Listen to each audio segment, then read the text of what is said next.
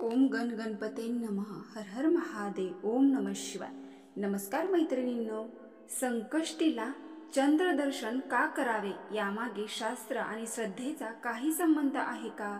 तसेच जीवनातील सर्व संकटे दुःख दूर करणारे काही प्रभावी उपाय याबद्दलच आज आपण सविस्तर माहिती जाणून घेणार आहोत. चला तर मग व्हिडिओला सुरुवात करूया. पण त्याआधी आमच्या चॅनलला सबस्क्राईब करा आणि कमेंट बॉक्समध्ये हर हर महादेव ओम गण गणपते नमः टाईप करून एक लाईक नक्की करा. मैत्रिणींनो, यंदा वैशाख महिन्यातील संकष्टी चतुर्थी 16 मे 2025 वार शुक्रवार रोजी आलेली आहे. संकष्टी चतुर्थी ही श्री गणेशाच्या भक्तांसाठी अतिशय खास दिवस आहे. त्या दिवशी श्री गणेशाची पूजा, उपवास आणि रात्री चंद्रदर्शन याला विशेष महत्त्व आहे. तुम्हाला माहीत आहे का संकष्टीला चंद्रदर्शन का करावं? तर संकष्टी चतुर्थी दर महिन्याच्या कृष्ण पक्षातील चतुर्थीला साजरी होते. या दिवशी सर्व भक्त श्री गणेशाची सकाळी उपवास ठेवतात आणि रात्री चंद्रदर्शनानंतरच उपवास सोडतात. विशेषतः प्रत्येक महिन्यात येणाऱ्या चतुर्थीला विशेष जरी महत्त्व असले तरी वैशाख महिन्यातील येणाऱ्या चतुर्थीला अधिक महत्त्व आहे. पण चंद्रदर्शनाशिवाय या व्रताचा विधी पूर्ण होत नाही. यामागे आहे एक पौराणिक कथा आणि शास्त्रीय आधार सुद्धा. पुराणानुसार एकदा चंद्रदेवाने भगवान श्री गणेशाची टिंगल केली. यामुळे श्री गणेशाने चंद्रदेवाला शाप दिला. जो कोणी चंद्राकडे पाहिल त्या व्यक्तीवर खोटा आरोप लागेल. नंतर चंद्रदेवाने गणपतीची माफी मागितली. तेव्हा श्री गणेशाने सांगितले, संकष्टी चतुर्थीला चंद्रदर्शन केल्याने हा शाप मुक्त होईल आणि भक्तांची संकट दूर होतील. ही कथा सांगते की संकष्टीला चंद्रदर्शन केल्याने गणपती आणि चंद्रदेव दोघांचेही आशीर्वाद मिळतात. यामुळे भक्तांचे जीवन सुख आणि संकटमुक्त होते. आता यामागे शास्त्रीय आधार सुद्धा आहे.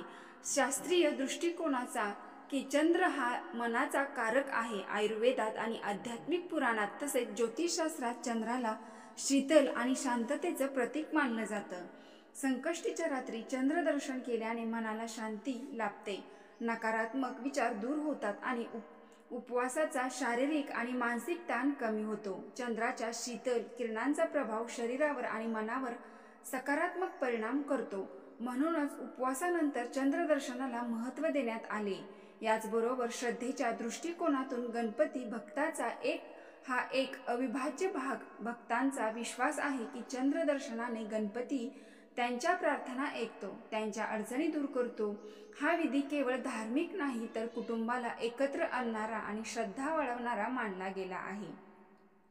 आता संकष्टी चतुर्थी चंद्रदर्शन कसे करावे? संकष्टीच्या वेळी रात्री आकाशात चंद्राकडे पाहावे, चंद्रदेवाला अर्घ्य द्यावे, गणपती बाप्पा आणि चंद्रदेवाला नमस्कार करावा आणि त्यानंतरच उपवास सोडावा. आता आपण संकष्टी चतुर्थी चंद्रदर्शन शास्त्र आणि श्रद्धेचा सुंदर संगम मानले जाते. हे केवळ धार्मिक विधी नाही तर आपल्या मनाला शांती आणि सकारात्मकता देणारा सोहळा मानला जातो. आता आपण शुक्रवारी येणाऱ्या संकष्टी चतुर्थीचे सर्व संकट हरण करणारे लक्ष्मी प्राप्तीचे उपाय बघूयात. 1. संकष्टी चतुर्थीच्या दिवशी गणपतीसमोर 2 सुपारी आणि 2 वेलची ठेवून त्यांची पूजा करा.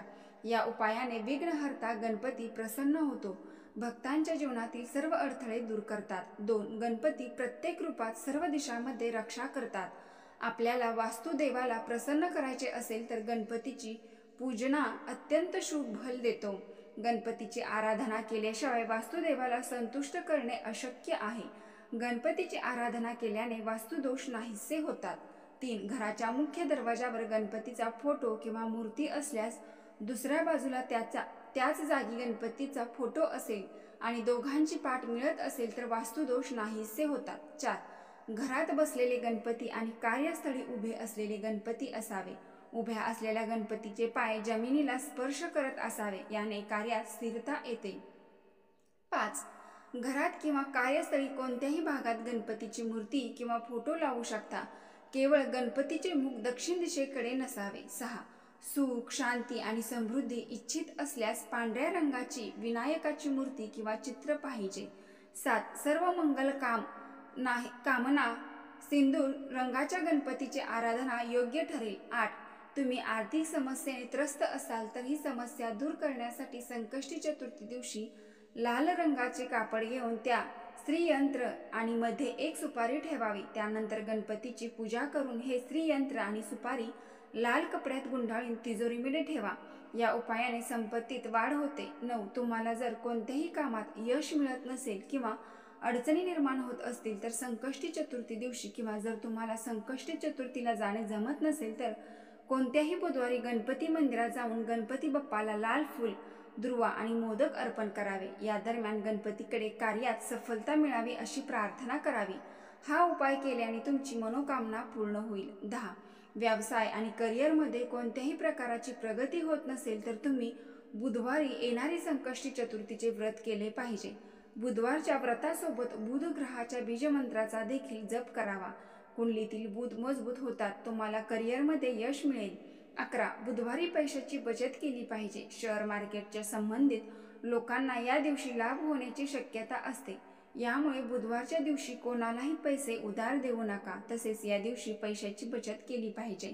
12. आर्थिक आणि शारीरिक कष्टापासून मुक्ती मिळवण्यासाठी संकष्टी चतुर्थी दिवशी दुर्गा मातेची पूजा केली पाहिजे।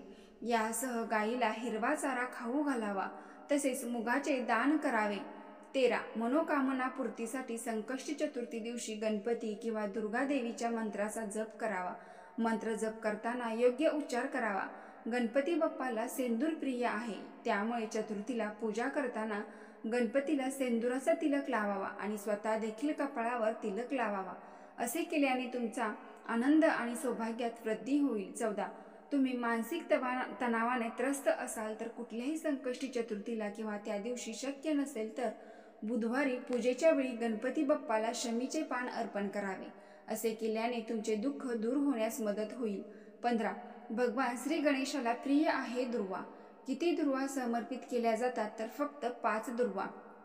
आजच्या जमान्यामध्ये प्रत्येक गणेश भक्त 21, 11 किंवा मोठीच्या मोठी पेंडी बनवून श्री गणेशाला अर्पण केली जाते। शिवपुराणात असे म्हटले आहे की फक्त 5 दुर्वा 5 इंद्रियांना वश करतात। भगवान श्री गणेशाचे 5 रूप आहेत, त्यांना आपल्या सामील करण्यासाठी भगवान श्री गणेशाला फक्त 5 दुर्वा अर्पण केल्या जातात, पण त्या दुर्वांना 3 गाठी असाव्यात। अशी दुर्वा अर्पण केल्याने आपल्या सर्व इच्छा मनोकामना पूर्ण होतात। मैत्रिणींनो, व्हिडिओ पूर्ण माहिती आवडली असेल तर आपल्या चॅनलला एक लाईक नक्की करा आणि कमेंट बॉक्समध्ये ओम गण गणपते नमः हर हर महादेव नक्की टाईप करा। ओम गण गणपते नमः हर हर महादेव। धन्यवाद।